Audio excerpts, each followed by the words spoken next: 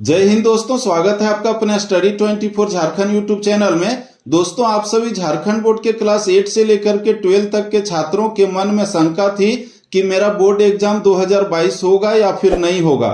दोस्तों, आपके board exam को लेने और साथ ही साथ आपके सिलेबस को कंप्लीट करने को लेकर के झारखंड शिक्षा परियोजना परिषद के किरण पासी, जो राज्य परियोजना निदेशक हैं, उनके द्वारा एक लेटर जारी किया गया है जिसे हम लोग एसओपी कह सकते हैं। और यह आज ही दिनांक 11/1/2022 को निकाला गया है और यह सभी क्षेत्रीय शिक्षा संयुक्त निदेशक झारखंड और सभी जिला शिक्षा पदाधिकारी यानी कि डीओ, सह जिला कार्यक्रम पदाधिकारी और सभी जिला शिक्षा अधीक्षक यानी कि डीएससी, सह अपर जिला कार्यक्रम पदाधिकारी समग्र शिक्षा अभियान झारखंड को भेजा गया है। और इसमें कहा गया है, जो हम लोग विषय देख रहे हैं कि कोविड-19 लॉकडाउन के दौरान आगामी वार्षिक परीक्षाओं को ध्यान में रखते हुए ऑनलाइन शैक्षणिक कार्यक्रम के सुचारू रूप से संचालन के संबंध में। इस लाइन से हम लोग स्पष्ट कह सकते हैं कि आप सभी झारखंड बोर्ड के जितने भी छात्र हैं क्लास 8 से लेकर के 12 तक का और साथ ही साथ क्लास 1 से लेकर के 7 तक का, तो आप सभी छात्रों का बोर्ड एग्जाम 2022 होगा और इसके लिए आपका जो सिलेबस है उसे कंप्लीट कराया जाएगा ऑनलाइन माध्यम से।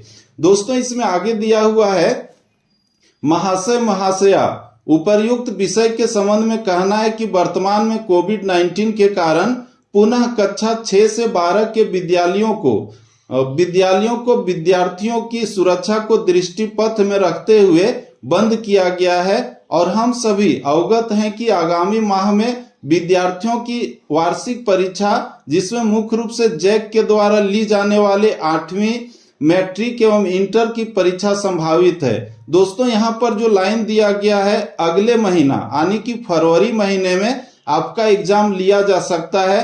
क्लास 8 साथ ही साथ मैट्रिक और इंटरमीडिएट का यहाँ उल्लेख किया गया है। इसके अतिरिक्त कक्षा 1 से 7 तथा 9 एवं 11 की परीक्षा भी ली जानी है, यानी कि आपका भी बोर्ड एग्जाम होगा। इसीलिए आप सभी छात्रों को निराश होने का जरूरत नहीं है। आगे इसमें दिया है, ताकि विद्यार्थियों का नामांकन अगली कक्षाओं में हो सके, यानी कि आपको अगले क्लास में भेजने के लिए जरूरी है कि आपका एग्जाम लिया जाएगा, तभी आप अगले क्लास में जा सकते हैं। बिना एग्जाम का आपको अगले क्लास में नहीं भेजा जाएगा। दोस्तों, इसमें आगे दिया गया है कि इस परिस्थिति में वर्तमान में ऑनलाइन शिक्षा ही एकमात्र विकल्प है, क्योंकि कोरोना महामारी फैला हुआ है, जिसके माध्यम से हम विद्यार्थियों को विशेषकर 8वीं मैट्रिक तथा इंटर की परीक्षा हेतु आवश्यक तैयारी करा सकते हैं तथा उनके आत्मविश्वास को बढ़ा सकते हैं।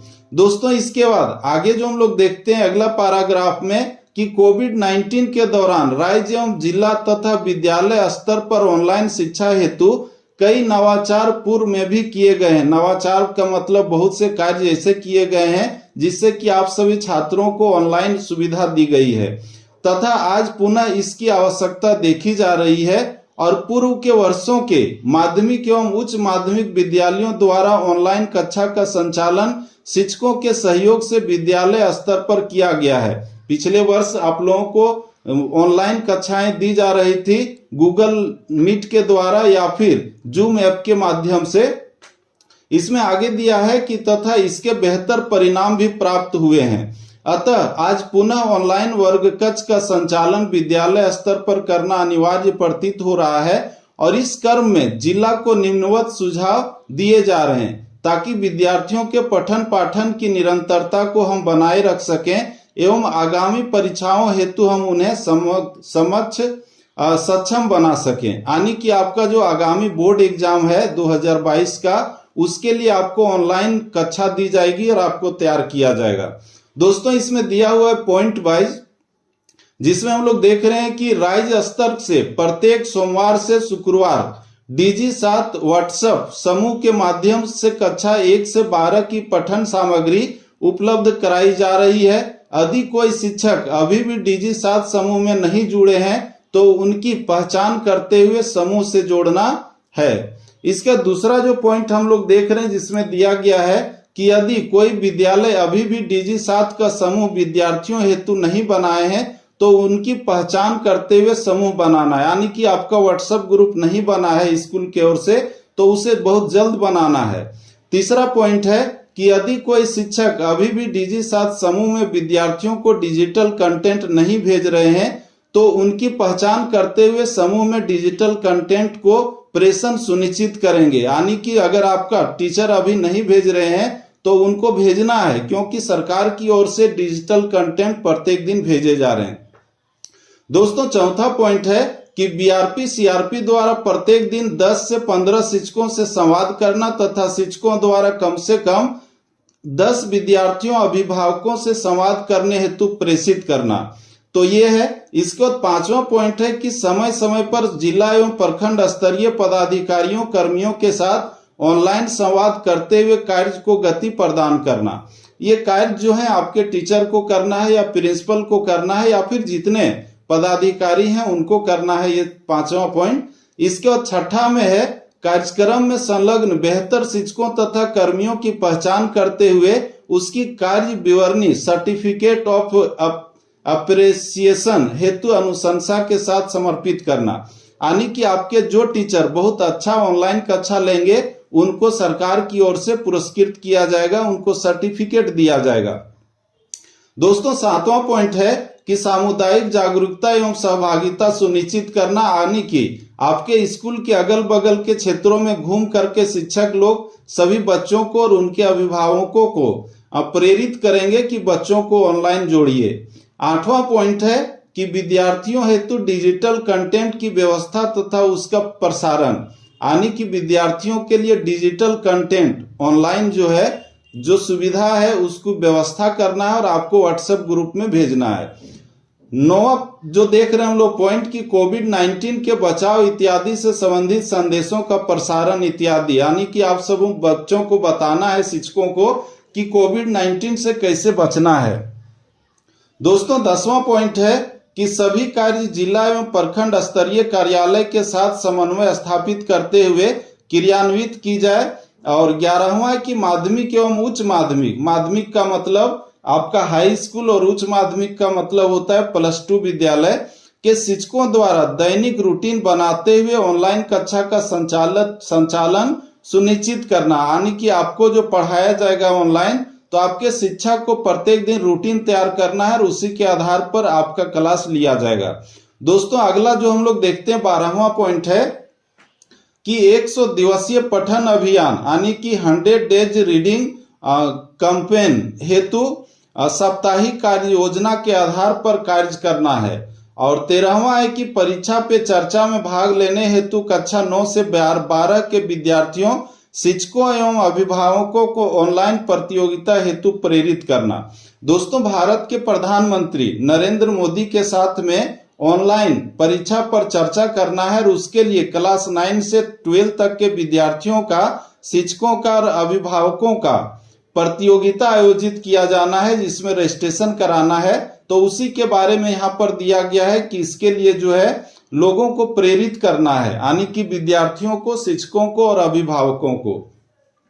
14वां पॉइंट है कि विशेष नवाचार को राज्य स्तर पर साझा करना ताकि अन्य जिलों में भी लागू की जा सके, यानी कि आपके स्कूल के टीचर कोई अच्छा अगर कंटेंट बनाते हैं या फिर अन्य कोई विचार देते हैं तो उसे दूसरे राज्यों में भी फैलाना है, जिले के सभी क्षेत्रों में फैलाना है। 15वां पॉइंट है कि सभी कार्य आपदा प्रबंधन विभाग द्वारा कोविड-19 प्रोटोकॉल हेतु जारी दिशा निर्देश के आलोक में सुनिश्चित की जाए, यानी कि कोविड-19 के लिए जो प्रोटोकॉल जारी किया गया है आपदा प्रबंधन विभाग के द्वारा, उसी के आधार पर आपको क्लास दिया जाएगा या फिर आपके पढ़ाई को सुनिश्चित किया जाएगा। दोस्तों 16वां प्रश्न है कि जिला स्तर पर कार्यरत विभिन्न स्वयंसेवी संगठनों तथा पिरामल फाउंडेशन से आवश्यक समन्वय स्थापित करते हुए कार्य को गति प्रदान की जाएगी। दोस्तों यहाँ पर जो हम लोग देख रहे हैं विभिन्न स्वयंसेवी संगठनों तथा पिरामल फाउंडेशन, ये जो फाउंडेशन है झारखंड राज्य के शिक्षकों को ट्रेनिंग भी दे रहा है और इसी के माध्यम से आप सभी विद्यार्थियों को भी DigiSat ऐप के माध्यम से जो है कि ऑनलाइन शिक्षा दी जा रही है। तो इसके साथ समन्वय स्थापित करना है और इस ऑनलाइन पढ़ाई की गति को बढ़ाना है।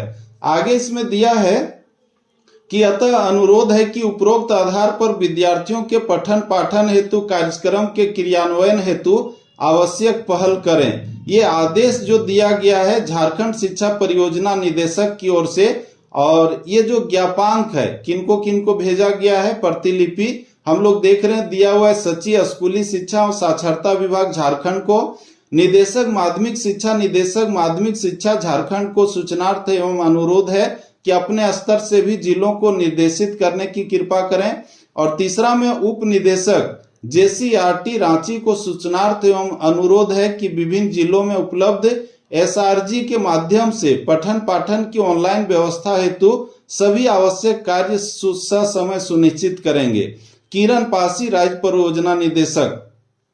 तो दोस्तों इस तरह से आप सभी झारखंड बोर्ड के क्लास 8 से लेकर के 12 तक के छात्रों, साथ ही साथ 1 से लेकर के 7 तक के छात्रों का बोर्ड एग्जाम 2022 में होगा, हर हाल में होगा, और आपको उसी के माध्यम से अगले क्लास में भेजा जाएगा, यानी कि प्रमोट किया जाएगा।